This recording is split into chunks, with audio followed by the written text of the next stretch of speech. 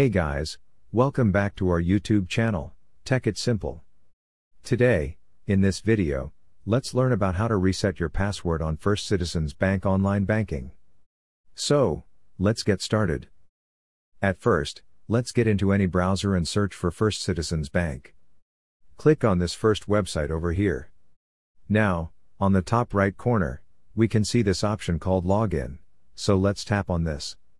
Enter and choose your login type here, and enter your login ID.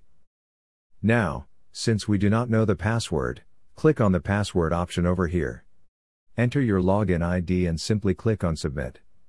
After your login ID is verified, we'll get our resetting link and our email address, after which we can finally reset the password. So, that is all we can do to reset the password of First Citizens Bank online banking. So, that is all. If you liked the video, please do like and subscribe. Thanks for watching.